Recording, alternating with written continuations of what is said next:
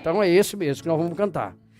Natal sobrenatural de Jesus. Diga essa frase comigo. Natal, o Natal sobrenatural de Jesus. Ou seja, o nascimento sobrenatural de Jesus. É a mensagem que eu quero pregar para você nessa manhã. Última ceia do ano, porque no dia 31, a nossa igreja tem o hábito de receber o maior público de sempre, porque é o culto da virada do dia 31, que começa às 21 horas, e é o dia que todos trazem aquele prato saboroso, sabe? Para comer juntos, ali fora, porque no dia 21, que é o próximo domingo, nós vamos ter aqui um grande jantar, não almoce esse dia, porque nós vamos celebrar o Natal juntos aqui na igreja, e nós vamos ter aqui uma peça, como já foi avisado, do Natal. Então, por favor, pastor, eu gosto de comemorar o Natal com a minha família. Você comemora dia 24, não é dia 21 não. Dia 21 é com a sua família espiritual. Quem está entendendo essa palavra, diga amém. Então nós vamos fazer uma grande ceia aqui, ceia, não essa, uma ceia de Natal para nós comermos juntos, e vamos fazer uma grande celebração aqui com o teatro. E eu espero que o público à noite, domingo que vem, esteja maior do que esse, porque nós vamos comer aquela refeição saborosa juntos. Ok, pessoal? Mas hoje a mensagem é o Natal sobrenatural de Jesus. E a base da nossa mensagem está em Mateus 1,18. Foi assim o nascimento de Jesus. Assim como, é verdade que todos os anos, quando o Natal se aproxima, as luzes se acendem, não é verdade? Quem já viu muitas luzes acesas por aí? Os presentes são preparados cuidadosamente por nós, e é possível que alguns já foram no shopping comprar alguma coisa, né? E as nossas agendas ficam lotadas. A gente tem que ficar disputando ali o que fazer, como fazer, para conseguir atender tudo. E uma certa vez, perguntando um pai, um filho perguntou para ele, diante de uma árvore cheia de embrulhos, o que vamos celebrar hoje, papai? O menino pensou um pouco, olhou o presente e respondeu, não sei, ou seja, o pai, né, claro, do menino, ao olhar, respondeu para o filho, olha, não sei, acho o que tem dentro deles. O pai então sorriu e disse, o Natal não é sobre o que está debaixo da árvore, mas sobre quem veio para o mundo.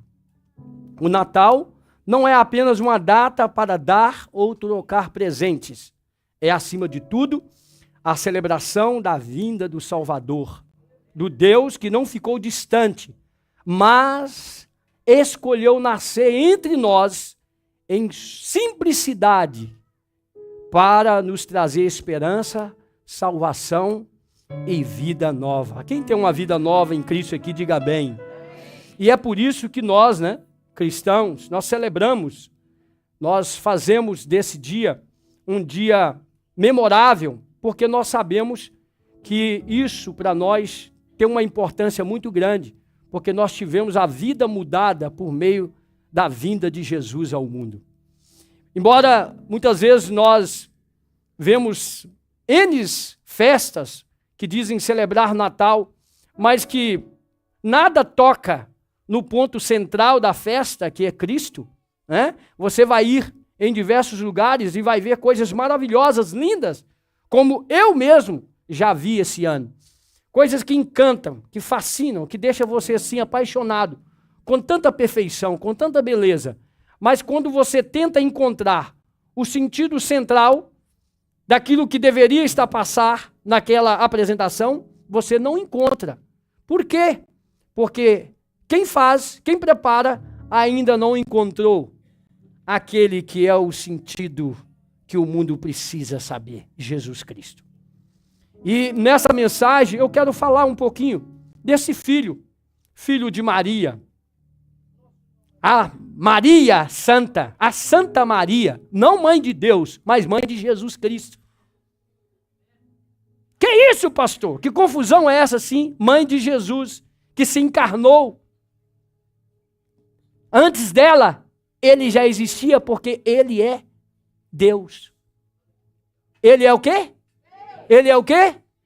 Todas as coisas foram feitas por ele. Então o nascimento desse Jesus, desse filho, menino, essa criancinha, sabe? Ele se deu lendo um texto da palavra do Senhor. Em Lucas capítulo 2, de 1 a 14, vem uma narrativa sobre essa história. Essa narrativa do nascimento de Jesus é apresentada de forma rica e profunda em seus símbolos e significados. A imagem da milícia de anjos, lembram disso? Aqueles anjos que apareceram para cantar, para celebrar aquele momento, traz lições espirituais poderosas. Não se trata apenas de um evento histórico, irmãos. Não se trata apenas de um evento para vender muito. E muitos nem saber o verdadeiro significado daquilo. Aquilo é a revelação da natureza e da missão de Jesus Cristo ao nosso mundo. O anúncio dos anjos ali era para dar o verdadeiro sentido de algo que os profetas já tinham dito a respeito daquilo. O porquê? Naquele dia surgiu um decreto da parte de César Augusto ordenando que se fizesse um recenseamento de todo o Império Romano. Esse foi o primeiro recenseamento feito quando Quirino era governador da Síria e todos iam para a sua própria cidade para registrar-se. Está registrado, para quem está acompanhando aí nas telas, Lucas capítulo 2, o verso 1 e 3 está essa história. Quando foi feito um levantamento para saber quantidade de gente, né, que morava na cidade, aquela coisa toda, eu pude estar ali em Belém. Não há nada na história que fuja das redes, ou das rédeas, ou do controle daquele que é todo poderoso que nós servimos, o nosso Deus. Ele proporciona os meios para cumprir aquilo que ele já colocou, já planeou durante todo o tempo. Por essa razão, ele usa um fato histórico para revelar sua glória ao mundo, cumprir seu plano de salvação. A menção aqui dada de César Augusto não é apenas uma referência a um fato histórico, mas um lembrete de que Deus trabalha dentro da história humana. Interessante que José e Maria, eles estavam num lugar totalmente diferente de Belém. E surge essa de saber contar o povo, escrever todos que eram daquela cidade, e o casal tem que ir para Belém. Justamente para quê?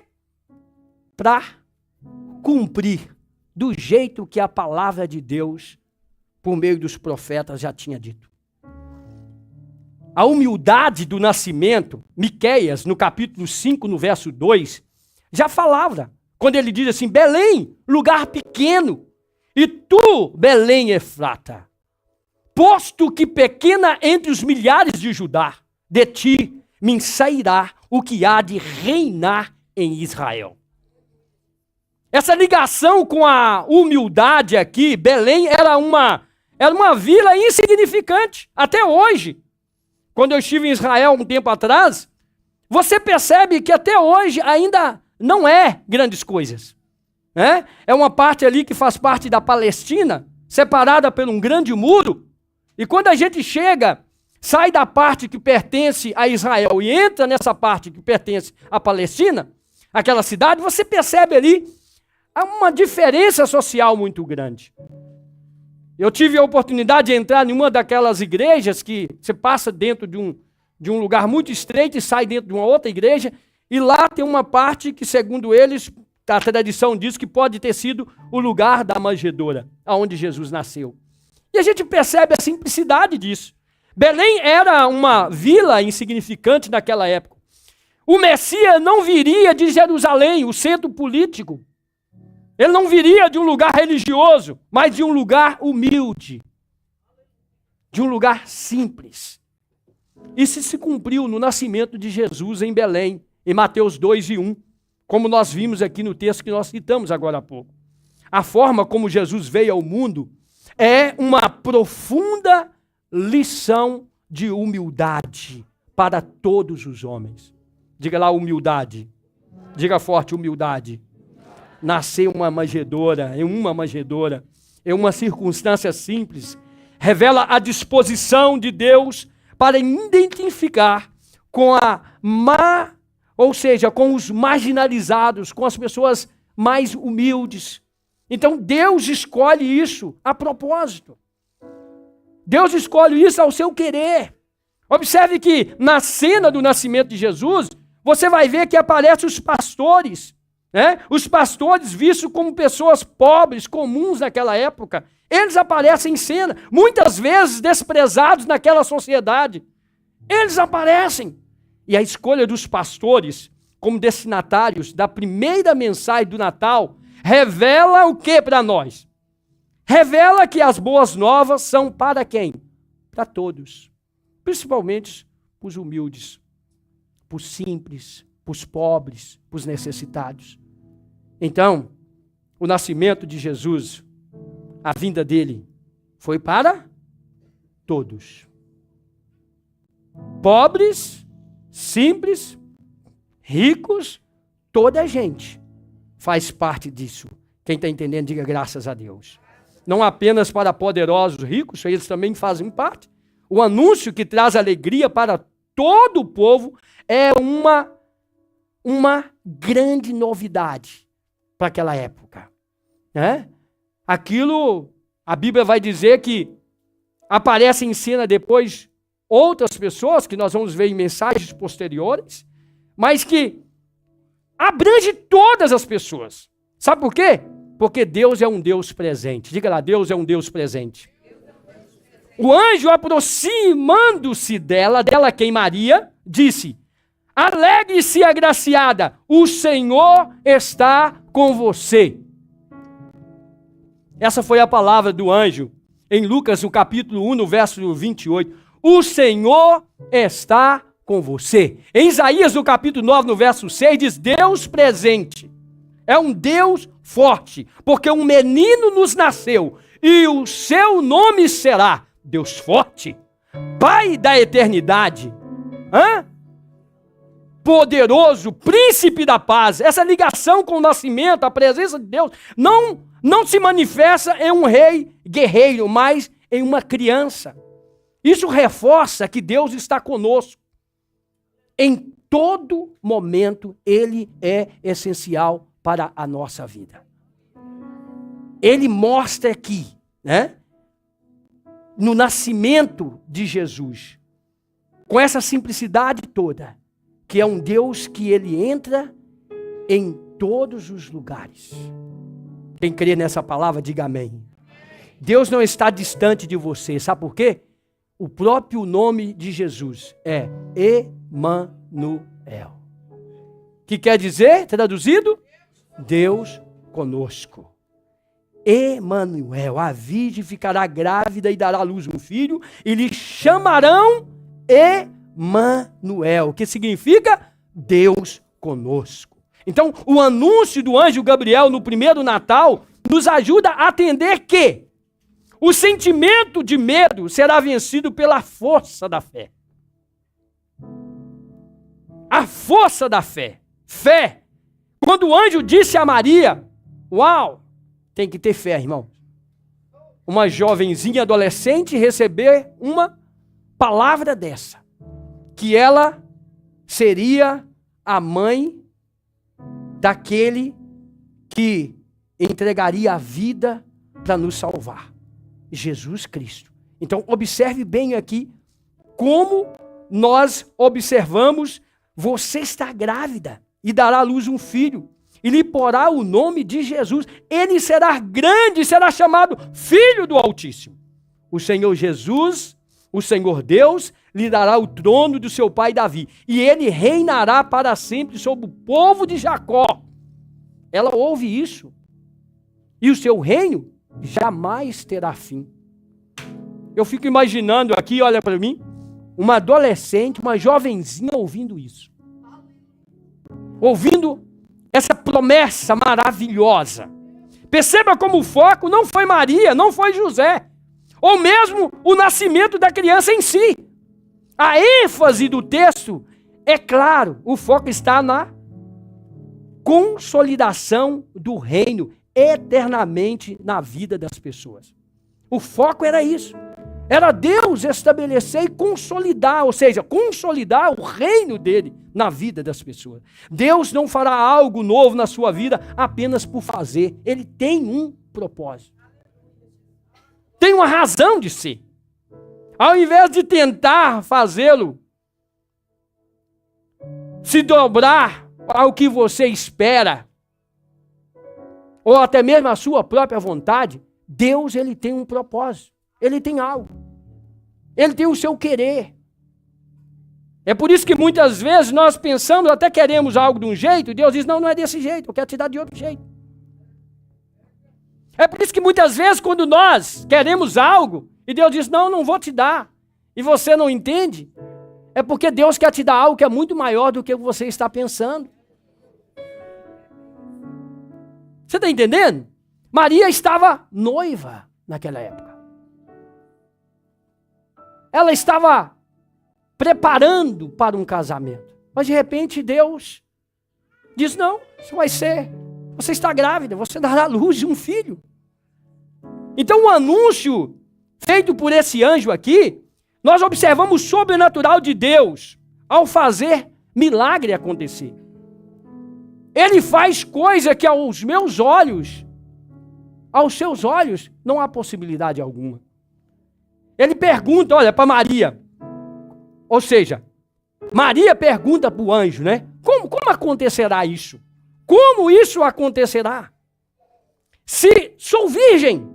O anjo respondeu, o Espírito Santo virá sobre você. E o poder do Altíssimo a cobrirá com a sua sombra. Assim, aquele que há de nascer será chamado Santo Filho de Deus. É o Santo Filho de Deus. Ah, que coisa tremenda.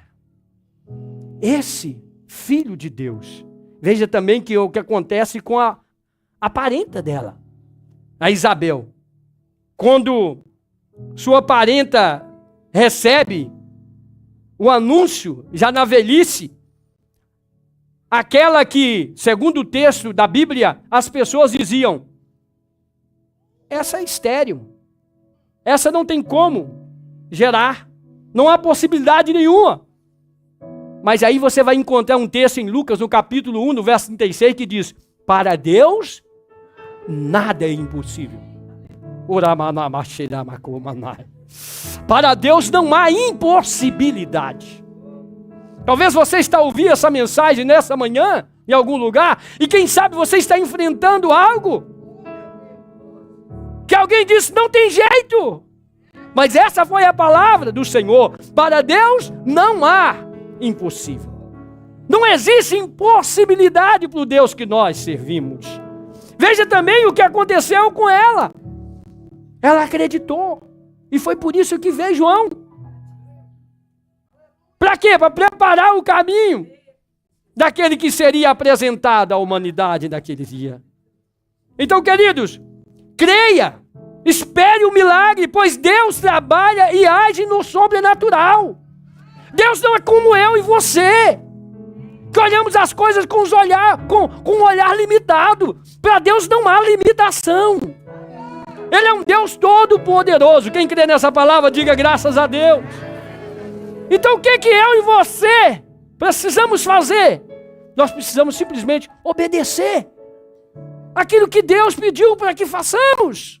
É somente isso. É colocar em prática. É deixar que Ele nos guie. Seguir os seus passos. Por quê, irmãos? Porque fazer isso, irmãos, é mais importante do que entender. Tem gente que entende tudo de Bíblia, mas não obedece nada àquilo que Deus pede. Tem gente que entende tudo da palavra, mas não obedece nada ao que o Senhor determina. E aqui está uma palavra para você. Obedecer é mais importante do que entender.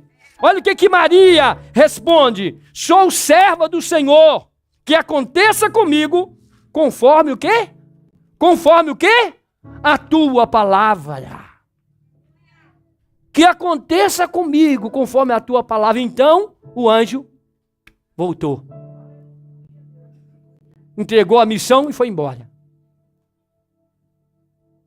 Isso sim é obedecer. Isso sim é ouvir a voz de Deus. E mesmo quando muitas vezes parece que nos seus olhos impossível. Como assim? Imagina para aquela jovem.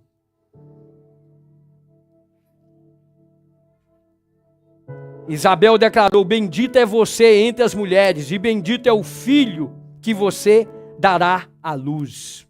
Veja a atitude de rendição de Maria. Então disse Maria: minha alma engrandece ao Senhor, e o meu espírito se alegra em Deus, meu Salvador, pois atentou para a humildade da tua serva.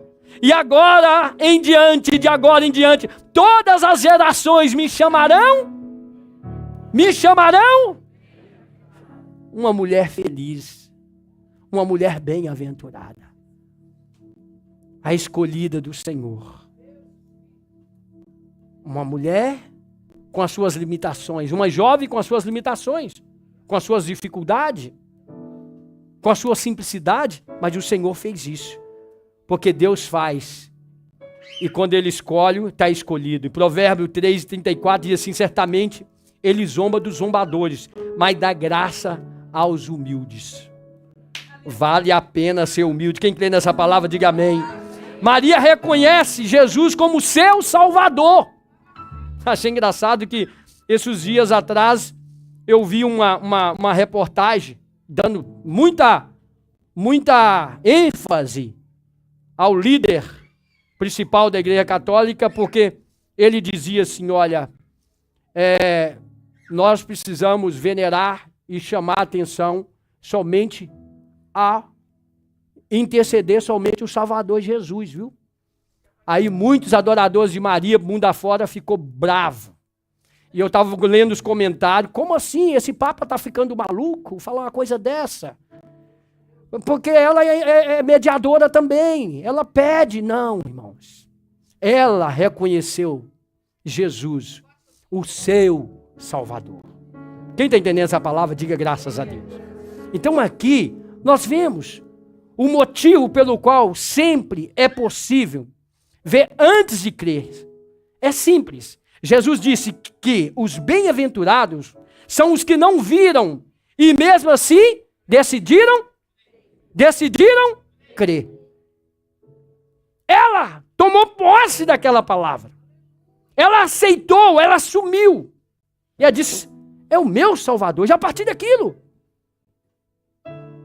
E nós estamos aqui hoje salvos pela graça infinita do Senhor Todo-Poderoso, que nos redimiu, que nos mudou, que nos transformou, que te fez um homem novo, uma mulher nova, que mudou a sua maneira de ser.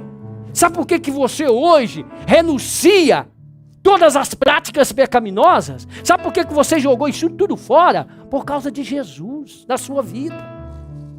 Ele te salvou, Ele te comprou por um alto preço, preço de sangue. Sabe, foi isso que Maria fez. O meu Salvador, eu me regozijo nele.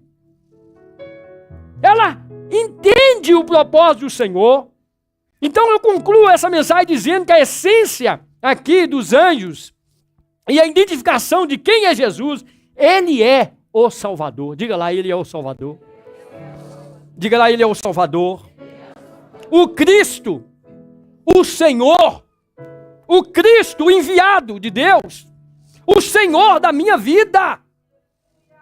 Ele não é só aquele Deus que eu peço as coisas. Ele é o Deus que eu venero, que eu me prostro, que eu me curvo. Eu agradeço a Ele, eu sirvo a Ele. Ele é o meu Senhor. Senhorio é isso, irmãos. Eu sou o servo eterno dEle. Eu estarei sempre prostrado diante desse que pode todas as coisas. Quem entendeu essa palavra, diga graças a Deus. Ele é o Salvador de todos. Ele vem para salvar o que estava perdido. Ele é o Cristo. Ele é o Messias prometido, ungido de Deus, ungido do Senhor, ungido de Deus. Ele é o Senhor, a sua soberania e autoridade divina é absoluta. Todos os joelhos terão que dobrar diante dele e dizer: Ele é o Senhor. Aleluia! Ele é a paz que precisamos. A palavra diz que Ele é o príncipe da paz. Ele estabeleceu o seu reinado e o seu reinado não tem fim. Ele tem todo o poder, meu irmão. Ele está aqui, quem pode sentir Ele, diga graças a Deus. Quero que você coloque sobre os seus pés nesse momento. Aleluia! Sabe, o cântico dos anjos expressa o poder e o louvor a Deus e a paz que Ele promove. Feche os seus olhos nesse instante. Glórias a Deus nas alturas. Glória a Deus nas alturas e paz na terra aos homens, aos quais Ele concede o seu favor. Essa paz é um convite à reconciliação. Essa paz é um convite ao relacionamento correto com Deus e com os outros. Sem curva, sem desvio de conduta. Um relacionamento que você demonstra dia a dia, que todo dia você está renunciando, morrendo por alguma coisa, sabe, pessoal? É quando você realmente abre o coração e deixe esse Jesus que nasceu aqui dentro. Quando você entende realmente, você percebe, não é só uma história, não é só prenda. Não, Ele está vivo aqui dentro. Ele ressuscitou e Ele vive aqui dentro de mim. Essa paz que eu sinto, essa felicidade, é porque Ele anda comigo. Ele vai, Ele vem, Ele está comigo todos os dias. E é por isso que eu estou aqui, para viver essa paz em unidade, em comunhão com os meus irmãos. Nós somos um em Cristo Jesus. Foi isso que Ele disse para os seus discípulos. Ele disse: assim como eu e o Pai somos um, eu quero que vocês sejais um comigo. É isso que o Senhor está te convidando nessa manhã. É que você tenha essa noção, que Ele está aqui. Quando você comer do pão, quando você tomar aqui o cálice, você vai lembrar: oh, como é bom fazer parte dessa família. Como é bom viver o sobrenatural de Jesus. Como é bom viver o sobrenatural de Deus. Como é bom fazer parte de uma família. Põe a mão no seu coração nesse momento. Põe a mão no seu coração. Aleluia. Consegue ver Ele como Maria viu? Consegue enxergar Ele como Maria enxergou? Como Salvador? Você consegue ver Ele assim na sua vida? Como Senhor? Você consegue enxergar Ele assim como seu Deus? Como aquele que tem todo o poder de fazer infinitamente mais, além do que você está vendo, pensando, pedindo, imaginando? Ele é esse Deus. E Ele te convida nessa manhã a fazer isso. Quero que você abra o seu coração.